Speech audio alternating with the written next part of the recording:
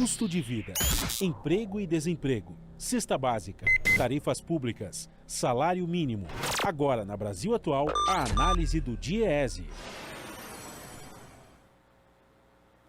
E o valor da cesta básica subiu em 16 capitais brasileiras, segundo a pesquisa nacional realizada mensalmente pelo DIEESE. E é sobre isso que nós vamos conversar agora com a supervisora de pesquisas do DIEESE, Patrícia Costa. Bom dia, Patrícia. Tudo bem? Bom dia. Tudo bem, e você? Tudo bem também. Patrícia, o valor da cesta básica chegou a aumentar mais de 21% no caso de Natal, no Rio Grande do Norte, nos últimos 12 meses. Em todas as capitais pesquisadas pelo DIEESE, houve alta significativa no período. Qual o impacto dessa situação na vida da população?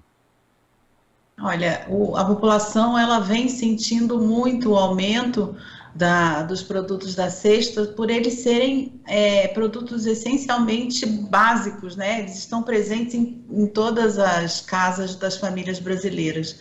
Então a gente observa um aumento expressivo do café, do açúcar, do óleo de soja, da carne, do tomate. Então, são esses alimentos básicos, né, presentes diariamente na mesa de todos os brasileiros. E isso vem acontecendo já há algum tempo. E o que a gente observa é que esses aumentos constantes, eles vão tirando, principalmente das famílias mais pobres, a oportunidade de comer com qualidade, porque as pessoas precisam, elas têm a sua renda espremida, né? A renda do trabalho ela é cada vez menor, porque os trabalhos que vão sendo criados são trabalhos informais, com baixos salários, o desemprego é alto. Então, diante de uma realidade dessa, o aumento do preço dos alimentos, ele coloca as famílias numa situação extremamente desfavorável, no sentido de que elas precisam escolher, ou elas pagam as contas da casa, ou elas comem com qualidade. Então, elas vão cada vez mais tendo que escolher o que elas vão comer.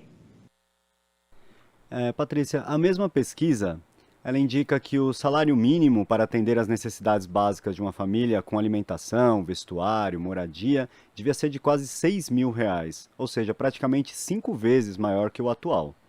No entanto, a política, desde o golpe de 2016, passando pelos governos Temer e Bolsonaro, tem sido a do arroxo salarial, de acabar com o aumento real do salário mínimo.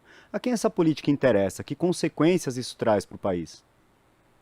Então, a gente tem uma política, a política de valorização do salário mínimo, ela mostrou a sua importância, mostrou a sua força, né, para a redução da desigualdade, para o crescimento do país, e o abandono dessa política, ela mostra que não é interesse do governo, nesse momento, priorizar a renda das classes, das famílias de baixa renda, ou mesmo de reduzir a desigualdade no país. Pelo contrário, né?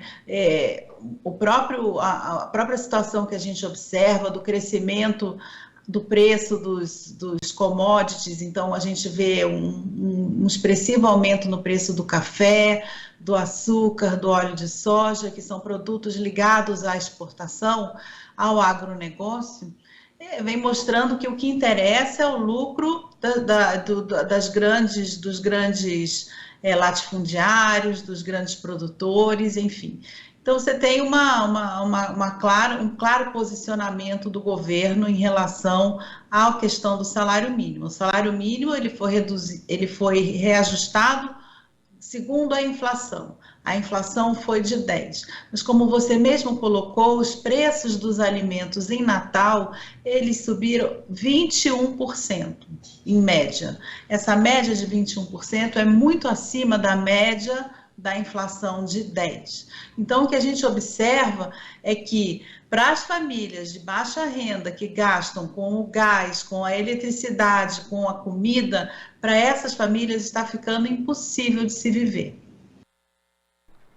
Pois é, e você apontou justamente o aumento de preços em itens mais básicos da alimentação da população, né? O arroz, o feijão, o café, o óleo de soja, mesmo com uma queda na renda das famílias, né? A que você atribui esse aumento? Como que esse aumento se projeta tanto, mesmo com as pessoas cada vez com menos condições de comprar? Olha, já desde 2020, esses aumentos, eles todos estão ligados à questão da exportação. O Brasil ele vem exportando, batendo recordes de exportação, tanto do óleo de soja e da soja também, do café, do açúcar. Então a gente está mandando a nossa carne, a carne bovina de primeira, tudo está indo para fora. Então a gente está mandando a nossa melhor produção para ser consumida fora do Brasil.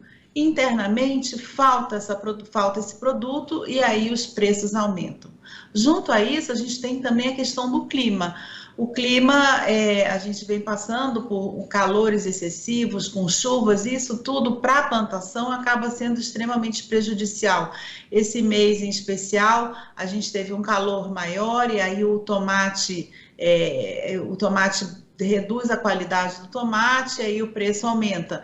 No caso também da batata, a questão das chuvas atrapalha a colheita da batata, faltou tubérculo, o preço aumenta. Então você tem duas questões, a questão da exportação e a questão do clima. E são esses dois produtos que vêm aumentando aí a inflação desses produtos, né? Então você tem a inflação dos alimentos, ela está ligada à questão da exportação e do clima. E o governo vem tratando isso como uma questão de juros, de demanda. Então ele aumenta os juros como uma forma de também conter esse consumo. Só que as famílias já não estão consumindo. Então, você tem um tratamento errado da inflação, você tem e aí a inflação continua aumentando, né? Você vê um aumento da cesta básica em 16 das 17 capitais no início do ano, né? Mostra o quê? Mostra que você tem você vai continuar com essa questão, porque não se resolve com o aumento de juros, então o café vai continuar subindo, o açúcar vai continuar subindo, o óleo de soja vai continuar subindo, e daqui a pouco a gente tem a entre-safra do leite, e aí o leite no campo volta a subir. E acho que o grande problema desse aumento, além de ser uma questão para as famílias, porque elas estão tendo que escolher o que elas vão comer, a gente já começa a ver o lado perverso, que é quando arroz, feijão começam a reduzir de preço. Acho que isso eu venho falando aqui sistematicamente, mas a queda de preço do arroz e do feijão, na maior parte das capitais, já demonstra que as famílias brasileiras não conseguem comer o básico. Então, está sobrando arroz e feijão, porque as exportações de arroz e feijão, elas não têm sido... Feijão a gente não exporta, mas o arroz que a gente costuma exportar não vem acontecendo, então está sobrando grão. E esta sobra é principalmente porque as famílias não estão comendo, elas estão comendo menos. Eu acho que é aí que fica o alerta desses números todos. Primeiro, que a política que o governo vem fazendo de aumento de juros para acabar com a inflação, ela é inócua, né? Então os preços continuam subindo. E, por outro lado, já existe deflação de alguns alimentos porque as pessoas não conseguem comprar. O patamar de preço é tão alto, a renda é tão pequena, que elas não conseguem, elas estão tendo que escolher, eu compro o gás para cozinhar o arroz ou eu compro o arroz. É verdade, a senhora comentou justamente dessa fracassada política do governo Bolsonaro de aumentar a taxa de juros como forma de combater a inflação, e essa triste notícia de que a redução de alguns preços sequer é por uma política efetiva do governo, né? É apenas porque as famílias não estão conseguindo comprar e isso está sobrando. Como que deveria ser uma atitude do governo de forma que realmente enfrentasse o problema da inflação, ao mesmo tempo que combatesse, né, a fome que está assolando tantas famílias brasileiras? Eu acho que a primeira política importante é a retomada da política de valorização do salário mínimo, né? Porque ela mostra a sua força, mostra a sua importância e consegue incluir as pessoas na comida, né? Permite que as pessoas comprem comida. A retomada com mais força da agricultura familiar seria outra política importante. A política de preços mínimos, de estoques reguladores, que impede que os produtos toda a produção brasileira seja exportada, então você retém parte dessa produção aqui com a Conab. Então você tem várias políticas. No entanto, eu acho que a gente, nesse momento, a gente precisa olhar e falar, esse governo, ele não tem interesse nisso.